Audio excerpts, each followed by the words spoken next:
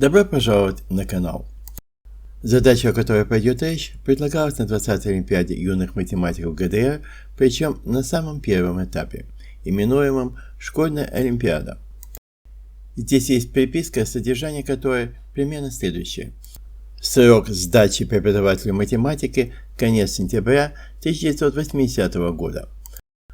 Отсюда можно сделать вывод, что задание составлялось централизованно, отсылались в школы, где решались не в классе, а, так сказать, заочно, в приятной домашней обстановке.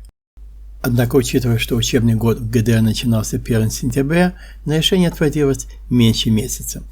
При этом, разумеется, данная задача была далеко не единственной. Диаграмма, как видите, вполне информативна, так что можно было обойтись без пояснений, однако в то время так было не принято, поэтому пояснения присутствуют, которые вы, конечно же, успели прочесть. В своей скрупулезности ребята явно переусердствовали. Дело в том, что в диаграмме встречается только одно однозначное число, в котором 0 явно указан. Поэтому достаточно было сказать, ни одно из скрытых чисел не начинается с нуля. Что, впрочем, понятно даже без пояснения. И если уж быть скрупулезным до конца, следует также упомянуть, что действие производится в десятичной системе исчисления, что для меня, как программиста, не вполне очевидно. Существенным здесь, пожалуй, является только последняя фраза. Докажите, что только одно расположение цифр удовлетворяет указанным требованиям.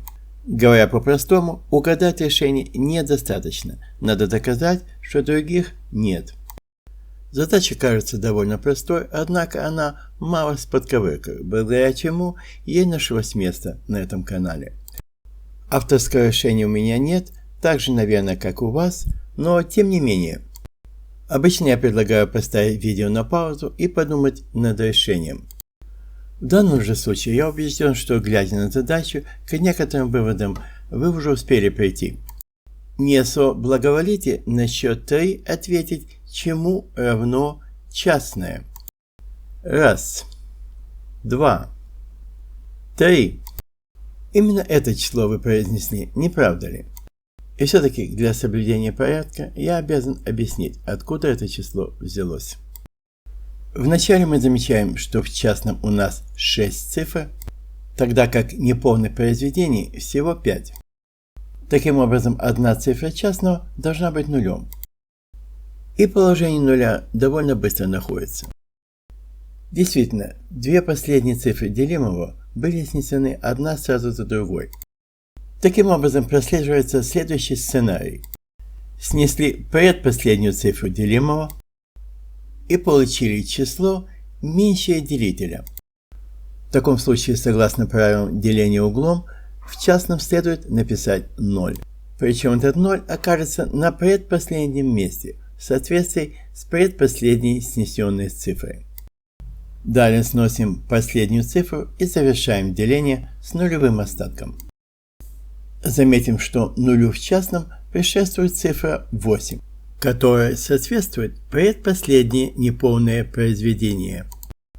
Оно является трехзначным числом, в то время как другие неполные произведения – четырехзначные числа. Таким образом, все остальные цифры частного должны быть больше 8. С другой стороны, как десятичные цифры, они должны быть меньше 10. И есть одно целое число больше 8 и меньше 10. Это, конечно же, число 9. Поэтому все остальные цифры частного равны 9. Таким образом, частное определено, и осталось найти лишь делитель, который обозначим буквой D. Вспомним, что согласно правилу деления углом, неполное произведение – это произведение делителя на соответствующую цифру частного. Поскольку цифре 8 соответствует трехзначное неполное произведение, произведение делителя на 8 меньше 1000. Откуда значение делителя d меньше 125, и поскольку d целое число, d меньше или равно 124. С другой стороны, неполные произведения, соответствующие цифре 9, являются четырехзначными числами. Поэтому 9d больше, чем 999. Откуда d больше 111 или d больше или равно 112. Объединяя полученные неравенства для d, получаем двойное неравенство, определяющее промежуток значений делителя. Промежуток содержит 13 чисел, что в моем понимании слишком много, к тому же с числом 13 связываться неприятно. Однако чего только не сделаешь, чтобы пройти в следующий тур. Уверен, что многие участники не побоялись числа 13 и даже нашли время, чтобы заполнить несколько листов бумаги. Проверка каждого из чисел промежутка, убеждая себя и других, что только одно из них вписывается в диаграмму. При этом проверяющие обязаны были зачесть такое решение, хотя вряд ли оно им доставило удовольствие. Однако то, что смогли вытерпеть проверяющие, вряд ли потерпят зрители этого видео, да и мне самому это не понравится. Поэтому предлагаю поставить видео на паузу и подумать о возможности исключить перебор.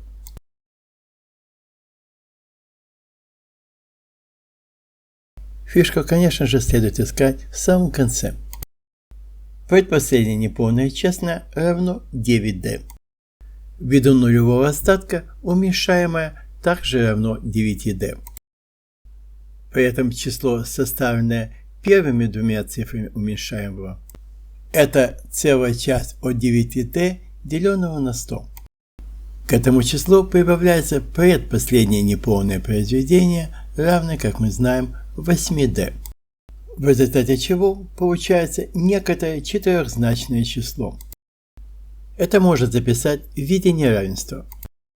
Целая часть от 9d, деленного на 100, плюс 8d больше или равна 1000.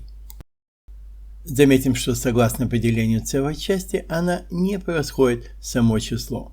Другими словами, число 9d, деленное на 100, не меньше своей целой части. Следовательно, 9d, деленное на 100, плюс 8d больше или равно целой части от 9d, деленного на 100, плюс 8d, что больше или равно 1000. Таким образом, получаем еще одно неравенство для d и решаем его в надежде, что оно уменьшит количество возможных значений d.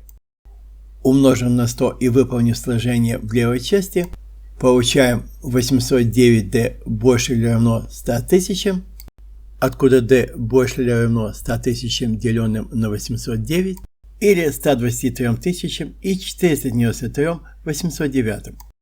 Можете мне не поверить, но вычисление проделал вручную, и лишь потом вспомнил, что в 1980 году карманные калькуляторы уже были, причем по вполне доступной цене. К счастью, нам не придется иметь дело с таким монстром, поскольку d должно быть целым числом. Следовательно, d больше или равно 124. В то же время, согласно ранее полученному неравенству, d меньше или равно 124. Отсюда следует, что d не может быть ничем иным, как 124, чем доказано единственность решения. Осталось заполнить диаграмму. Вспомним, что d это делитель, что дает нам право записать 124 в качестве делителя. Далее вычисляем 124 умноженное на 8 и 124 умноженное на 9, что дает возможность заполнить клетки с неполными произведениями. Осталось, пройдя по диаграмме снизу вверх, заполнить ее остальные элементы.